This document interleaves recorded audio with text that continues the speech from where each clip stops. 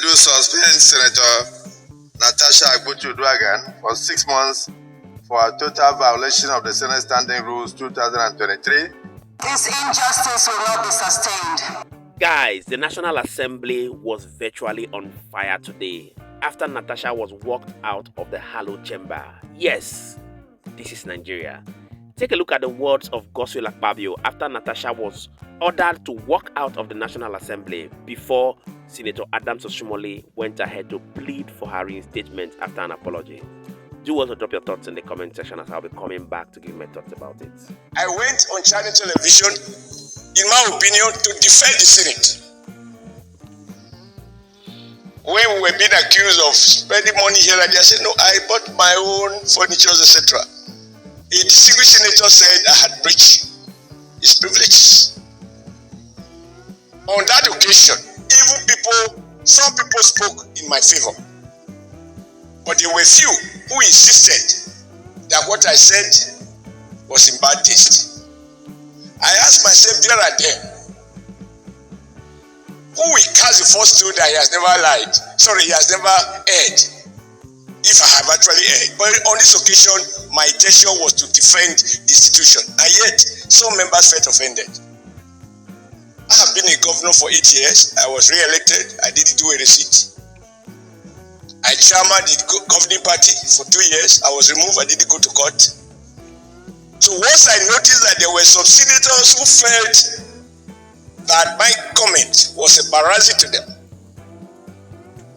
for me, it is a mark of strength to admit that not being my intention, that I apologize to those who felt offended by my comment, even as my intention was very noble and clear as far as I was concerned.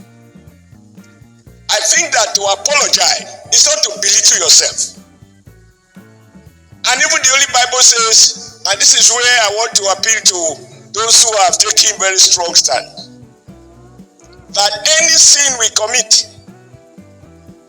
once we admit to the fact of our failing, of committing, of breaching it, of the 10 commandments of God, that if we apologize to God and confess that we will not do so again, we can still see the kingdom of God.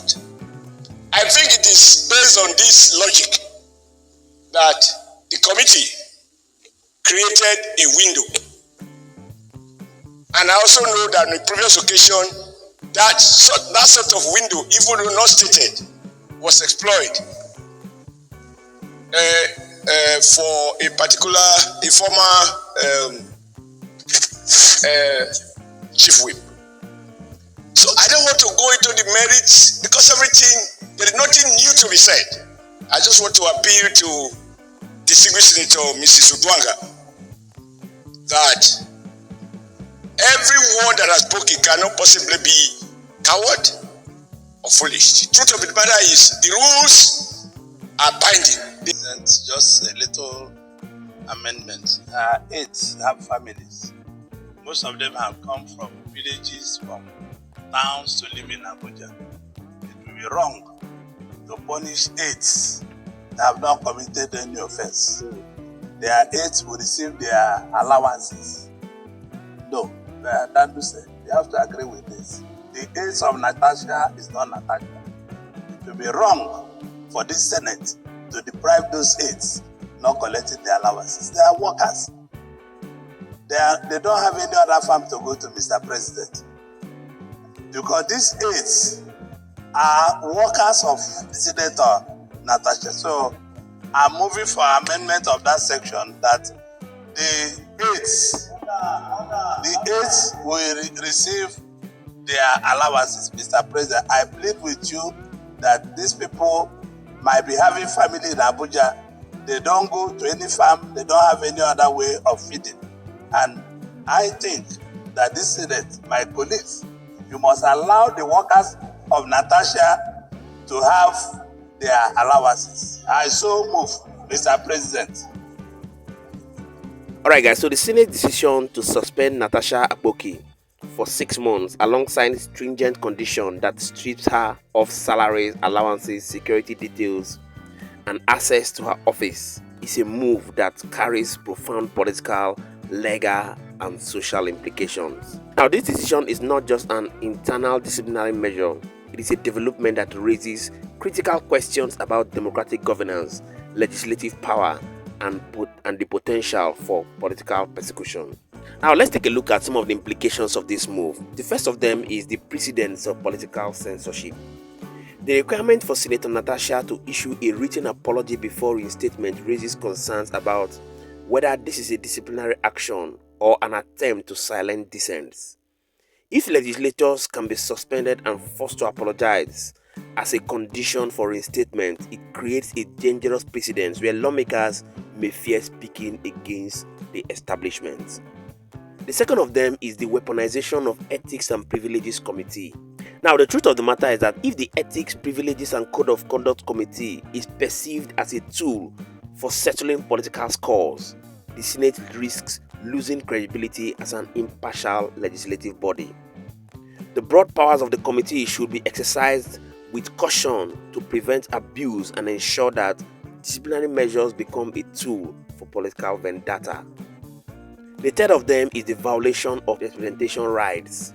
Suspending a senator for 6 months effectively denies her constitutional and voice in legislative affairs. This raises constitutional concern. Should disciplinary measures override the people's right to be represented? If this pattern continues, the truth is that the electorate may begin to question whether their votes truly matters. Yes, what is the implication of this political landscape? The first of them is that, is it a political persecution or genuine accountability? Critics may argue that the severity of this punishment suggests an underlying political motive. If Senator Natasha's suspension is linked to her stance on controversial national issues, it could signal an erosion of free speech within the legislature. Conversely, if the Senate provides concrete evidence of misconduct, then this move could be justified as a step towards enforcing accountability. The second of them is the impact on party politics and opposition strength. Now, if Senator Natasha belongs to the position or has been vocal against powerful political interests, this suspension could be seen as an effort to weaken opposition voices. The decision could shape future legislative debates as senators may become weary of talking strong opposition for fear of similar repercussions. And the third of them is the international perception and diplomatic fallouts. The decision to bar Senator Natasha from representing herself as a Nigerian senator both locally and internationally is particularly controversial because it raises concerns about Nigeria's commitment to democratic values. International organizations, human rights groups, and diplomatic partners may interpret this as a suppression of political rights leading to potential backlash or scrutiny.